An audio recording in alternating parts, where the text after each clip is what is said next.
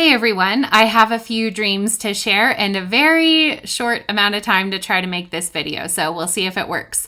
First, I want to start with a public service announcement. So I just went up to the mountains with some book club friends, and we were at 10,000 feet having our book club and a little sleepover with our group, and it was really fun. Well, as we're sitting there talking, I'm feeling this really uncomfortable feeling in my torso. So I stop the conversation and I say, I don't know what's going on, but I have this feeling, for lack of better words, it feels like trapped gas, but I hadn't eaten anything that would make me gassy. Thankfully, the owner of the house we were staying at knew exactly what it was. So apparently there's something called high altitude flatulence expulsion, HAFE. It's a thing. So I knew what my pain was and I didn't have to be concerned, and needless to say, the problem passed. So that's the perfect segue into the dreams I had last night and the message that I believe they are speaking, because it has to do with the diagnosis of individualism in the church, and it's a cultural issue as well, versus community. So we were in a group talking about Jordan Peterson's 12 Rules for Life, and interestingly, one of the chapters we were discussing is titled something like, Assume Everyone You Meet Knows Something You Need to Know. Isn't that good? I really enjoyed that chapter. So in the context of community, I was authentic and shared a struggle I was having, and someone in that group knew something I needed to know. So that was a perfect example. Going to my dreams, I woke up really groggy this morning. I knew I had dreamed a lot and couldn't remember anything. So I was laying there in that in-between space, searching for one single thing that I could remember. And I call that a key, because usually if I can remember even one symbol or one person or one thing that I was doing, that will help me unlock the rest of the dream as I'm recording. And I say that to encourage you, because some people just say, oh, I don't dream, or I don't remember my dreams. But really, if you stay in that in-between space and search for something, if you can get even one thing, it will open up. You know, if you had a dream or multiple dreams from the night before, you just need one key usually. So the one key I remembered in that in-between space this morning was that I was holding this little dropper of red liquid, and I was going around putting this red liquid, just a couple of drops, into each toilet in this public bathroom. So I started recording. Then I remembered there was also this swimming pool area. So there were all these individual swimming pools in this really big room. It kind of looked like a rec center.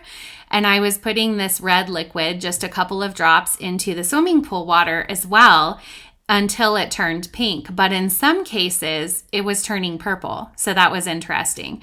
There were two sisters, just a family I know. So there was an older sister and a younger sister, each in their own swimming pool. And I knew in the dream that the older sister was struggling, but the younger sister was doing very well, meaning in their faith walk, and maybe even like in general in life, even though they're still girls. So that's the first part of the dream. I break my dreams up into sections based on, like, if it's a new scene, I would just say, like, okay, this is my second dream, even though it's a continuation of the first one. So then in the second part, there's this girl, a younger girl, so she's maybe like late teens or so, with short black hair, struggling with depression. And I'm talking to her because I know she has believed lies, and I'm ministering to her, helping her take authority and cast out the lies and take hold of the truth that's going to set her free. So as I'm in this one-on-one ministry process with her, this group of people comes and surrounds us. And at first I think this is private. I don't think she's going to want these people here. And then right away I knew, no, this is a good thing. These are her people that are going to come around her and actually be part of her healing process. So there was a contrast in this part of the dream between individual ministry and community as a means of healing. So the third scene in the dream, which I would call the third dream, was we're all standing there and there's this enemy all the way across this large room that starts throwing these whole loaves of bread at us. And it was really comical because a loaf of bread is not going to do anything. So I knew we could just avoid the loaves of bread. And even if they hit us, they wouldn't hurt us. So I was just instructing everyone, just dodge these loaves of bread. So the enemy was hurling them at us as projectiles. But I could see a couple of people in the group were not comfortable, even though they were just loaves of bread. They weren't comfortable just dodging the loaves of bread or being in the path of a projectile, even if it wasn't harmful. So I told those people, there's this wall behind me that separates this section from the tennis court. So go ahead and stand behind that wall just behind us if you want to take cover back there. So then the enemy stops throwing the loaves of bread because he saw it wasn't effective. And I was kind of laughing and making light of the situation. And I lead everyone in this chant saying, more, more, more, just to kind of mock the enemy like that was ridiculous.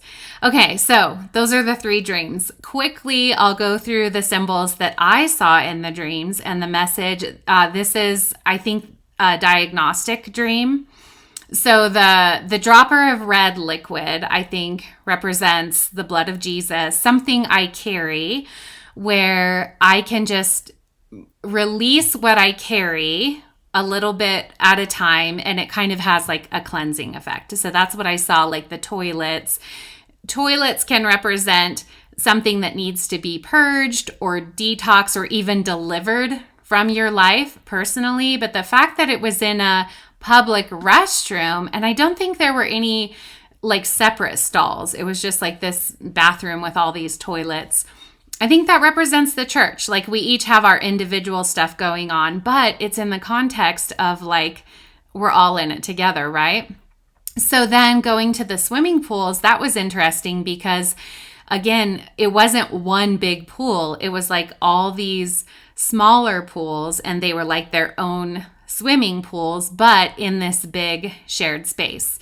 So I think the water that turned pink is like, I'm just adding what I carry to other people that kind of has like a cleansing effect. But the ones that turned purple, I think they have something blue that mixes with what I'm adding that is red to make purple. So I just released a Numbers and Colors podcast episode, and the color blue typically represents spirituality. So I think my red mixing with what they have to make purple indicates these are people that already have strong faith or a strong relationship with God, a strong spiritual walk with the Holy Spirit. And then when I add what I carry to what they have, it's like boom, purple, royalty. So I really enjoyed, thinking about what that could mean. The two sisters, I think, represent two churches. And maybe even the fact that one was older and one was younger is the generations. So I think that is speaking to the younger generation being healthier than maybe even my generation, like the older generation. So I think there's some transition happening in the new generation having to do with the broader message of this dream that gives me hope for this younger generation coming up, that while our generation struggles with individualism, their generation is going to come back to the context of community that we were all made for. And that's actually going to make them better and more healthy and stronger in their faith. We have our individual walk with God, but then we were all meant to live that out in the context of community. Just like Jesus, he was always in community with other people, and he'd pull away to be alone with the Father and then come back. So we're all supposed to have those individual and community rhythms. But I think because there's been so much corruption and so much hurt in the church, understandably, and the cultural influence, we've just become really individualistic as Christians. And I think that's the diagnosis that this dream is pointing towards. So the young girl that I was ministering to, I think she also represents this younger generation. The dark hair, I think, represents like being without light or life. She was struggling with depression. So I think that is a universal struggle of this young generation for various reasons. And I was ministering to her individually. And then there's the contrast again between the individual versus the community. So at first I was cautious that the people coming around were going to interrupt the privacy of the moment. But then I knew, no, that's actually better for her. This is what she needs, is a group of people to come around her and help her. So it wasn't like either or, it's both and. We need individual ministry and we need the context of community to make it through and come into healing and get our needs met. We all have different needs at different times, and other people are part of that journey for us. So the third part, the loaves of bread. I had just watched a movie last night, The Homestead by Angel Studios. It was so good. If that's your thing, I really enjoyed it. I've been waiting for it to come out, and it finally did. So at first, I wondered if the loaves of bread were just because of the movie I watched last night, because they were baking a ton of loaves of bread to take care of all these people. But then as I was interpreting bread is such a prophetic symbol. Jesus calls himself the bread of life. You know, there's communion, his body broken for us. So right away, that led me to the thought, this was all unbroken bread. These were all entire loaves of bread that were unbroken. And the fact that the enemy was throwing them or using them as weapons or projectiles at God's people, I think the group of people was representing God's people and community.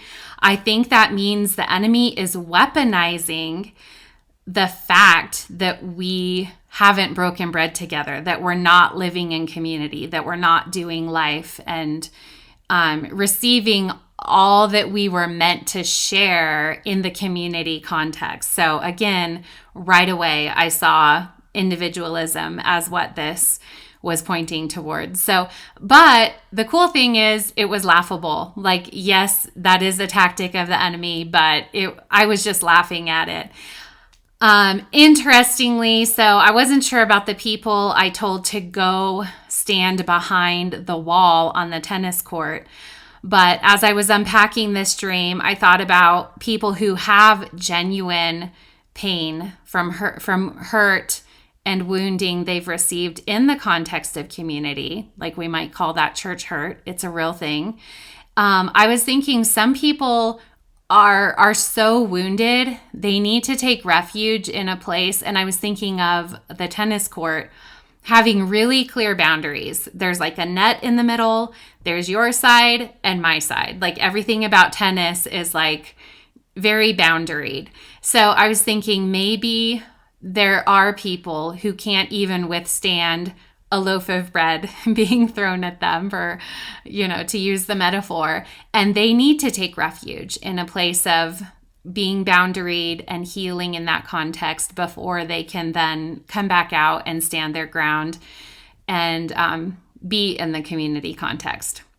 Okay, so that's all the symbols from the dream. The message itself was interesting.